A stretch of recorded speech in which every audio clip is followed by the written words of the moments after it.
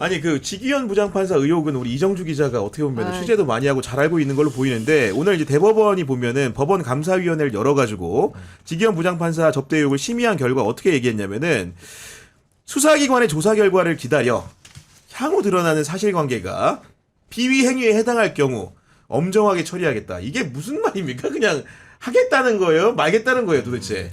그러니까 윤리감찰은 원래 원칙이 뭐냐면 본인들이 유무죄를 그 사법기관에 맡기기 전에 윤리감찰을 모든 조직에서 결론을 내려야 됩니다. 네. 그래서 이건 수사가 아니라 조사잖아요. 당사자의 진술을 청취하는 게 아니에요. 그 사람은 당연히 그렇게 얘기하겠죠. 그렇지. 네, 그거는 이미 입장문 나올 때 뭐 나는 예전에 뭐 처음에 삼겹살 요새 소주 먹는 시대도 아니다 많이 들었잖아요. 그거 어쩌라고요, 그래서 그거. 그러니까 조사를 내려서 보류하면 안 돼요. 굉장히 비겁한 짓이에요 이게. 그럼 지금 공수처 결과 보고 판단하겠다는 거잖아요. 근데 보니까 이거 처음에 오늘 제보자가 아까 기자회견 했더라고요. 맞아요. 그래서 이분 이제 기자회견문 보니까 직접 제보자가 나온 거예요. 이제 못 참고. 그러면 이제 대법원도 마찬가지예요. 이게 약간의 핑퐁 게임인데 턴이 넘어갔으니까 대법원에서 결국은 우린 윤리감찰 결과 이게 좀 아리까리한데 직무 관련성은 없는 것 같아. 그래서 공수처에서 넘겨서 법리상 이게 문제가 있으면 그 다음에 해보겠다. 이게 사실 법으로 처벌하기에는 그물이 촘촘하지가 않아요. 윤리감찰이 더 사람들한테 빡빡하게 들어가거든요. 그러니까. 근데 넓게 잡고 가니까 제보자가 그 토스를 받은 거예요, 이제. 그러니까 이게 보니까 정확하게는 그 제보를 받은 사람이 그렇죠, 나와가지고 그렇죠. 이제 설명을 한 누군가 거죠. A란 사람이 네, 이 사람에게 제보를 해서 처음에 이게 민주당의 공개를 그렇지. 이 사람이 주도를 한 거죠. 술집도 가보고 뭐 해본 사람 그 그렇죠. 사람이 나온 거죠. 쉽게 얘기하면. 그렇죠. 네. 그래서 대법원 이 사람 주장은 공수처 검사에 본인이 공수처 이게 겨우 수사하니까 처음으로 본인이 그 실질 조사 참고인으로 나갔다는 거예요. 다른 사람 아무도 안 하고. 그래서 공수처에서 자기한테 얘기를 하더래요. 아니 이게 대법원 윤리감찰 결과를 3차례나 요구했지만 대법원이 안 주고 있대요. 공처에. 넘겨주면 되잖아요. 그러면. 조사한 내용을 아니 어차피 공수처에서 처리하면 지금 오늘 입장문이 대법원 입장문이 공수처의 결과를 보고 판단하겠다면 다 그렇지. 주면 될 거 아닙니까? 그렇지. 예, 근데 그 결과를 안 주고 안 주면서 계속 이게 시간을 끄니까 공수처는 공수처대로 속도를 못 내고 있던 거예요. 대법원 윤리감찰이 끝나면 그걸 토스 받아서 한다고 생각했기 때문에. 그렇죠. 근데 여기는 이제 공수처가 수사해야 된다. 그렇죠. 한참 지나서. 예. 그러니까 그러니까 서로 이거는 핑퐁 의도적인 시간 끌기라고 보여줄 수밖에 없죠. 아니 근데 근데 예. 이 제보자가 오늘 우리한테 얘기 좀 해주기로 하겠었는데 나와 이렇게. 여기로 나갔네요. 아니 윤종근 의원이 계속 전화 와가지고 왜 그런가 했더니 이제 그 사이에 기자회견 해버렸는데. 그랬구나. 네, 근데 중요한 포인트는 제가 알기로는 이 제보자가 결심하게 된 가장 큰 배경은 이 동석한 변호사들이 이 동화되는 거예요. 무슨 얘기냐면은 변호사들이잖아요. 그 향후에 재판해야 되잖아요. 판사들하고 관계에서 사실상 갑을관계지 않습니까? 아니 그렇죠. 그러니까 사실을 사실대로 아버지를 아버지라고 말하기가 되게 어려운 상황이 돼버리는 거예요. 그러면서 이를테면은 이제 뭐 제보나 뭐 이런 내용들이 직위원에게 유리한 방향으로 좀 이렇게 가고 있다라는 것을 이제 느끼고 이것에 대해서 의분을 느낀 거예요. 그래서 이 양반이 안 되겠다. 본인이 그동안 이 사람들하고 주고받은 뭐 카톡 뭐 등등이 있다는 그러니까, 거예요. 네. 그래서 이제 이걸 가지고 오늘 그 사실관계를 명백하게 밝히겠다. 그 오늘일지 몰랐는데 하여튼 그래서 오늘 나온 것 같고 네. 이거는 직위원의 진술. 그렇죠? 직위원 판사의 다 받아준 진술 거야. 예. 100%다 받아준 거예요. 네가 옳다. 네 말이 다 맞아. 이렇게 한 겁니다. 이게 맞습니까? 아니 통상적으로 저희도 이제 취재 많이 해보지만 수사기관들 많이 다니잖아요. 네. 경찰에서 이런 의혹이 제기돼요. 그러면 그 사람을 직위해제하고 대기 발령한 다음에 징계하고 형사 절차는 나중에 되는 거예요 원래. 그쵸. 그게 정석 같은 방법인데 법원은 보니까 갑자기 이게 뭐 직위해제는커녕 내란 재판 한창 진행하게 해서 더 이상 재판장 바꾸기도 어렵게 만들어 놓고 일은 키운 다음에 결과를 봤더니 수사기관에서 판단해 주시면 우리가 따르겠다는 거야. 이게 납득이 갑니까? 사실 이제 대법원 내에 이제 윤리조사나 징계를 하기 위한 조사보다 수사를 기관을 통한 이제 유무죄를 하는 게 훨씬 엄격하거든요. 그건 왜냐하면 그러니까, 범죄가 네. 되는 거기 때문에 그래서 그 범죄는 아니라도 징계 사유는 될 수가 있고 징계 사유에 해당을 하면 당연히 대기 발령을 시키는지 다른 그러니까 약간 징계성 인사이동 같은 뭐 최소한 그런 조치라도 있어야 되는데, 그러니까 이게 사실 어떻게 보면 저는 이 대법원에서 진짜 지기현 부장판사를 봐주게 하는 게 아닌가라는 의심이 들었던 게 공수처의 결과를 보겠다라는 거는 사실 자기네들이 조사해서 뭔가 의혹이 있어도 뭐 공수처의 수사 결과에서 범죄가 성립이 안 되면 거기서는 그냥 불송치 내지는 이제 무혐의로 나올 거기 때문에 나오면 그걸 근거로 아무 혐의 없음으로 그냥 아무 징계도 안 할 수 있는 근거가 생기는 거거든요. 그러니까 일종의 면피를 하는 거죠. 사실 그렇게 따지면은 뭐하러 대법원이 자체적으로 조사를 합니까? 그러니까. 다 위탁 보내고 다 청조부리지. 다. 그러니까. 네, 근데 까지. 이런 거예요. 이제 감사위원회라는 외피를 썼어요. 그리고 감사위원회는 우리 법원 출신들을 판사들로 구성된 게 아니라 언론인, 외부 외부위원들도 교수도 오고, 있고 네. 외부위원들이 6명이나 있고 그 사람들이 한 거야. 그러니까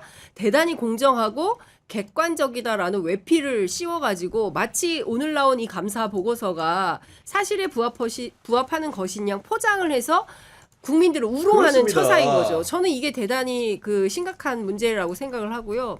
그리고 두 번째는 사실에 부합하지도 않잖아요. 그러니까 예. 하나 지금 따지겠지만은 보면은 네. 제보자가 또 나서서 이 제보자의 진술은 또 어떻게 할 겁니까?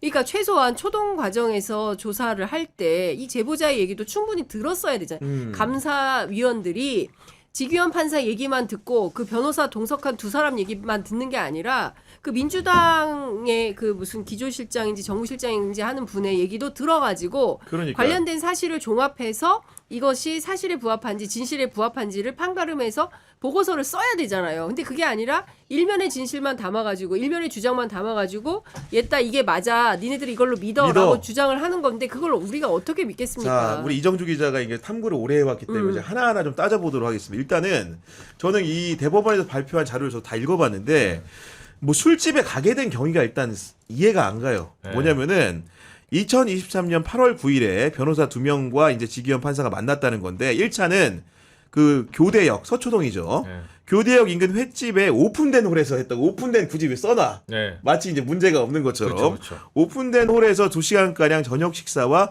음주를 했고 또 꼼꼼하게 지기현이 결제했다. 15만 5천 원 내고 1차 식당에서부터 대상 법관은 지기현은 1차 후 재판 준비를 이유로 이석할 의사를 표시했다. 그러니까 2차 안 가겠다 했다는 거죠. 근데 오랜만에 만나 아쉽다는 A 변호사의 제안으로 2차로 A 변호사가 평소 가던 이 사건 술집으로 이동했다고 하는데 일단 그 청담동 소재 술집이 맞는 거죠. 네. 그러면 교대에서 서초동에서 청담동 갑니다. 얼마나 걸리죠? 보통 통상적으로? 여기는 기본 요금 나오죠. 가까워요. 생각보다 가까운가? 네. 네. 그러니까 걸어서 아니야, 택시비로는 그렇죠. 저도 이제 이동해봤지만 10,000원은 나와요. 10,000원은 꽤 될 나오고 꽤 걸요. 나오고. 청담동이면 청담동이기 네. 때문에 교대에서는 교대에서 청담동 걸어서 가면 못 가. 그렇게 걸어서 못 가본 가죠. 적이 걸어서 못 없어요. 가죠. 예. 그리고 맞아요. 그 모르긴 몰라도 이 시간대 막혀요. 저녁 시간이기 네. 때문에. 그죠. 막혀요. 그죠. 그냥 서 있다고 봐야 돼요. 강남은 아니, 지하철 근데- 타고 갔겠습니까? 근데 대법원의 네. 발표 자리에 뭐라고 나오냐면 네. 이게 더 웃긴 게 지하철로 그럼 갔대요? 이동하면서 예를 들어서 네. 그 술집을 이제 쉽게 얘기하면은 다른 변호사 동석한 B 변호사하고 지기현은 다음 장소로 이동할 때 어디로 가는지는 듣지 못했다. 쉽게 얘기해서 2차로 어디 가는지는 모르고 A 변호사가 자주 가던 그 청담동에 있는 술집으로 이동했다는 게 관련자들의 진술이고 그거 일방적으로 공개를 한 건데 통상적으로 아까 말한 것처럼 걸어서 5분 거리면 내가 이해를 하겠어.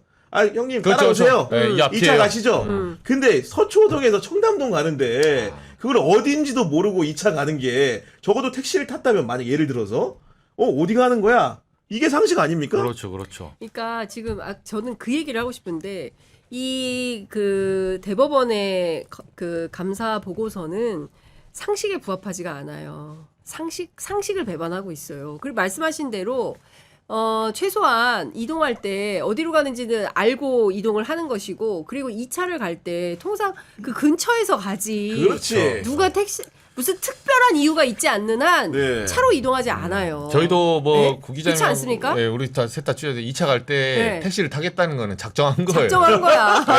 거기 예약을 해놨거나 어. 그렇지. 네. 정확하네. 아니면 내가 진짜 여기 결심한 거야, 결심. 구행커 오늘 내가 한번 쏜다 이럴 때 가지. 아니 누가 택시를 타고 아니 오해할 수 있으니까 좀 말을 좀 정정하게 좀 해주세요. 아니 지금 뭘 네. 오해하나요? 아니 그게 갑자기 뭐 쏜다 뭐 이런 오해하세요. 얘기하면서 오픈된 홀을 혹시 가셔봤나요? 아니. 그러니까 말씀해 보세요. 맞아, 이해하세요. 빨리 이해하세요. 빨리 지금. 아, 그리고 이 사건 술집에 들어가니 내부는 큰 홀에 노래를 부를 수 있는 라이브 시설이 갖춰져 있어가지고 소위 말하는 룸사롱 같은 곳을 생각하지 않았다는 진술을 그대로 이제 공개를 했는데 제가 그래서 이 술집을 드나든 변호사한테 물어봤습니다. 야 꼼꼼히 취재했네. 그러니까 라이브 홀이 있고 실제로 라이브홀이. 그렇게 볼만한 여지가 있긴 한데 지기현과 그 친구들이 쉽게 후배들이 사진을 찍은 장소 룸으로 추정이 되죠. 방 아닙니다. 네네네. 그 안에 가면 쉽게 이렇게 말을 하는 것은 여성 동석자가 없었다. 이런 주장으로 가기 위한 전제 같은 거거든요. 네. 그런데 여기 다녀온 변호사 왈 네. 일단 가면 여성 정업원이 앉기 전까지 네. 새끼 마담이 와서 앉아 있대. 아. 통상적으로. 아, 왜냐면 술이 말벗어요. 나오고 네. 여성 종업원이 예를 들어서 뭐 부를 수도 있고 안 부를 수도 있겠지만은 오기 전까지 그 중간에 이제 그 시간에 남는 시간에 가비지 타임에 여성 새끼 마담이 와가지고 술을 같이 마시고 대화를 한다는 거예요. 그렇기 때문에 그런 광경을 지기현 같은 경우에 당연히 목도 안 했다는 주장이겠지만은 통상적으로 그 주점을 드나든 사람이 봤을 때는 이런 설명을 판사들이 고지고대로 법원이 받아준 게 좀 엉성하다는 겁니다. 이정주 기자. 아니 그러니까 이거는 지금 진술 청취하는 난이 아니거든요. 지기현 부장판사에 그러니까 최소한 양보해서라도 옹호할 필요는 없지만 지기현 부장판사가 하는 말을 검증을 해야 돼요. 그렇지. 예, 이게 맞냐 아니냐 이렇게 주장하지만 상식에 이게 안 맞는 것 같다. 라고 얘기를 해서 검증을 해야 되는 거지. 이걸 마치 지금 입장문 나오니까 오늘 이제 뭐 소위 말해서 언론에 쫙 펼치니까 일반 사람들이 보기에는 대법원이 이렇게 발표했으면 문제 없는 거 아니야? 이미 진술청지 다 해보고 뭐 현장 조사도 한 것처럼 예. 외견을 갖추고 있으니까 이런 예. 건데. 이럼에도 불구하고 문제 제기 추가로 하는 건 뭐 가짜 뉴스 아니야? 뭐 또 이게 오버하는 거 아니야? 민주당은 이런 식의 지금 인상 비평을 주고 있어요. 아니 그리고 사장 진술도 청취했다고 하는데 통상적으로 이렇게 하려면 그때 문제 터진 다음에 기자들이 가는데 문 닫혀 있었잖아요. 네. 그러면 법원이 간 시점이 문 닫힌 주점을 보면 그게 예의가 됩니까? 그렇죠. 지금 다시 영업을 한다는 것으로 들려요 소문이. 그러면 이럴 때 직접 가가지고 어떤 식으로 업태가 이루어지는지를 분석한 다음에 현장을 그 다음에 얘기를 현장을 본 거지. 말 그대로 당시에 시끄러워가지고 문 닫고 뭐 아무도 없는 내부를 둘러보고 오늘 예를 들면 그랬는지 아닌지는 알 수 없지만 이런 결과물이라면 누가 어떻게 이걸 신뢰하겠습니까? 그러니까 이것은 눈 가리고 아웅하는 거예요. 그러니까 하기 싫은 거예요. 진실 규명을 하고 싶지 않고 왜 그런지는 모르겠지만 지규현 판사를 지켜주고만 싶은 겁니다. 예. 아무 일도 일어나지 않았고 그날 그냥 노래만 부른 거야. 라고 짰나? 라는 의심마저 들어요. 뭐 1시간에 한 잔씩 2잔 마셨다는 거잖아요. 사진만 찍었다. 사진만, 예. 아니, 그러니까 지규현 판사는 처음에 사진만 찍고 나왔다고 본인 스스로 네. 주장을 했고 이번 감사 보고서에서는 2잔 마셨다는 거잖아요. 술을 2잔, 2시간 동안 있으면서 2잔, 1시간에 한 잔씩 마신 건지 어떤지도 모르겠지만 이것 자체도 거짓말을 본인 처음에 한 거잖아요. 이 거짓말하는 판사에게 재판을 받아야 됩니까 국민들이? 그러니까 정확하게는 이제 한두 잔 정도 마시고 얼마 지나지 않아 먼저 일어났다라는 애매모호한 표현이 좀 써 있는데 그리고 이거 하나 또 징표가 뭐냐면은 웨이터 네. 사진을 찍어준 사람이 웨이터라고 하는데 이정주 기자 웨이터가 있는 술집 어떤 술집입니까? 저는 안 가고 잘 모르겠습니다. 네. 현장 취재 좀 하세요. 네, 좀 보니까. 네. 집회만 될 때가 아닌데. 근데 일반 호프집은 아니죠. 웨이터가 있대잖아. 네, 일반 호프집에 웨이터. 누가 웨이터가 있습니까? 네. 웨이터는 저건데 뭐 조용필 이렇게 쓰고 나이트클럽. 그러니까 이게 대체로 이제 남녀가 만나는 장소에 웨이터가 있죠. 통상적으로는. 그렇죠. 그리고 그 웨이터가 지금 남자인지 여자인지 성별을 밝히지 않았지만 이게 또 중요합니다. 남성 웨이터인 경우에 거의 100%예요. 아 남성 웨이터래요? 아니 그건 모릅니다. 그러니까 어. 성별을 밝히지 않았어요 대법원이. 근데 저는 밝혀야 된다고 보는 게 웨이터가 누군지. 남성 웨이터가 나오는 경우엔 대체로 주점일 확률이 높거든요. 흔히들 얘기하는 룸사롱 형태의 운영일 가능성이 높기 때문에 이런 것도 떳떳하다면 좀 더 세밀하게 밝혔어야 된다고 봅니다. 그리고 사진을 찍어준 사람이 웨이터라는 거 아닙니까? 그렇죠. 우리가 통상적으로 술집 가가지고 얼마나 가까운 사이면 웨이터한테 사진까지 찍어달라고 합니까 이거를? 그러니까 웨이터. 아니 근데 저는 아무리 생각해도 아까 제가 상식 얘기했는데 룸사롱에서 사진 찍습니까? 아니 그러니까요. 나는 예. 그게 네. 그리고 사진 찍으러 거길 갔다는 게 말이 됩니까? 예? 아니 이게 국민들의 평범한 눈높이에 맞지 않는 주장을 끊임없이 하고 있어요. 그러니까요. 네. 그리고 아까도 그 얘기했지만 특별히 경찰까지 갈 이유도 없습니다. 모든 회사에서 사내에서 무슨 문제가 발생이 됐어요. 그러면 그 문제적 인물로 지목받은 사람을 그 업무를 계속 하게 합니까? 일단 직무배제부터 1단계가 직무배제예요. 이 그럼요. 문제에 네. 대해서 의혹을 깨끗하게 씻을 때까지 당신은 이 문제 해결에 집중해. 빠져. 이게 1번이에요. 그런데 지규현 판사 계속 내란 재판 하고 있잖아요. 이 자체가 상식을 배반하고 있는 거고 이 보고서 자체도 이걸 누가 믿을 수가 있습니까? 그러니까요. 아 정말로 납득하지가 않죠. 지금 조미용님이 이 방송 보고 여자 웨이터라고 할 것 같다고 하셨는데 통상적으로 여자 웨이터 나왔으면 그 나이트클럽이죠. 이게 남자 웨이터가 나오면 그죠? 아. 왜냐면 그 나이트클럽에는 여성 웨이터도 있죠. 아 그래요? 예. 어. 아니 안 가 나이트클럽은 가보신 거 아니에요? 아니요, 그래도? 나이트클럽에 여성 웨이터는 없어요. 없어요? 예. 남성 웨이터만 있죠. 어디를 그래요? 가셨길래 그 여성 웨이터까지 보신 거예요? 부천에는 여성- 있던데. 아니, 좀 약간 영어로 말씀드리는 거. 80년대에는 남성 웨이터밖에 없었어요. 예. 아무튼 그런 상황인데 여하간 그 대법원 보고서가 적어도 이제 신빙성이 높게 설명이 되려고 한다면은 정말로 이렇게 가릴 걸 가려서 답을 하면 안 되는 거고 정확하게 누구의 진술인지도 공개를 해야 되고 우리가 판결문 쓸 때 유무죄를 판단할 때 이건 누구의 진술이다 정도 써줘야 되는 거 아닙니까? 근데 그렇죠. 관련자 진술이라는 표현이 등장해요. 이거는 판결문에 관련자 진술이라고 씁니까? 그렇죠. 말도 안 되죠. 관련자 진술 뭐예요? 무슨 기사 써요? 기사는 가끔 등장합니다. 아, 그렇죠. 관계자로 등장도 하고, 고위 관계자도 고위 관계자 나오고 하는데. 핵심 관계자도 나오고. 아무튼 뭐 그런 상황인 거고. 네. 아니 그리고 지기현 그 판사가 봤더니 MBC 보도를 봤더니 네. 이거 또 충격이에요. 휴대전화를 네. 또 이렇게 고비고비마다 교체했던데.